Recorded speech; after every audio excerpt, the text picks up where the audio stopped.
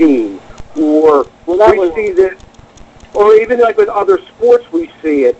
I mean, in the 90s, and I can remember walking through Center City in the 90s, how many Chicago Bull jerseys did we see?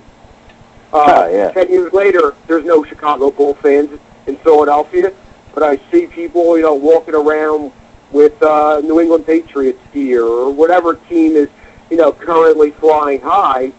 That's a bandwagon fan, and I think with Jason Avant, maybe he really just doesn't appreciate what he has here in Philadelphia.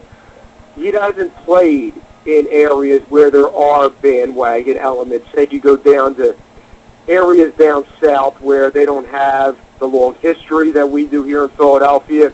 It's a transient type population in some of those markets. Let's take Atlanta, for instance, where half the people are from a different area, and people are walking around, well, these people are Redskin fans, this person's a Carolina fan, okay, this person's local with the Falcons.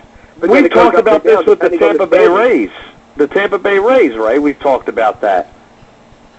Their fan base is just so compiled of different people from different parts of the country.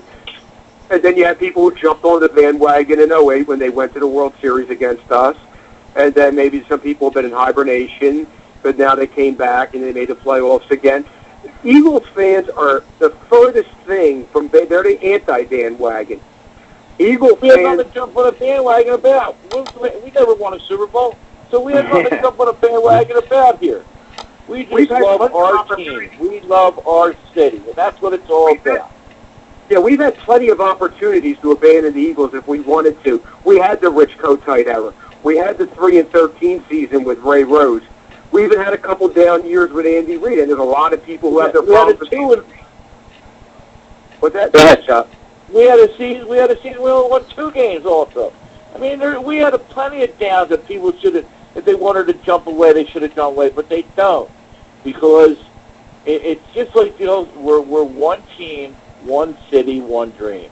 And it'll always be that way. It'll always be green in Philly. It doesn't matter. It doesn't matter how we boys do. We can play great this Sunday. We can play great. We're going to love you. And then, you know how it is. Next game, they can play like total crap. And we're going to boo you. It doesn't mean we're going to leave you. It just tells you that we're passionate for our team. And we tell it and we live it every week just like they play it every week. I'm not putting the pads on, but I'm feeling the same thing those guys are feeling out in that field when they play. I'm feeling it when they win, and I'm feeling it when they lose.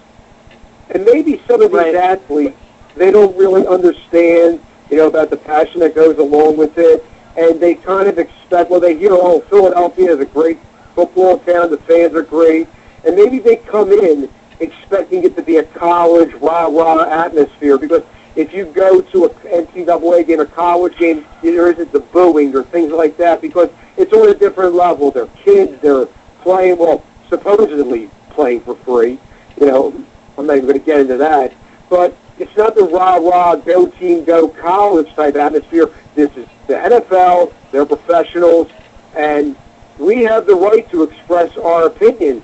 And I think some people mistake that for jumping on and off the bandwagon. When we boo, it's not that we're abandoning the Eagles. We boo because we love the Birds, and we're voicing our displeasure. It's sort of like when a parent disciplines their child.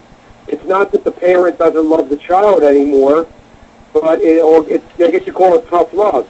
And Jason Avant is not the first athlete to make this mistake. Jimmy Rollins did the same thing with the Phillies earlier this year. And if you want to stay on the Phillies theme, Mike Schmidt did that throughout his whole career.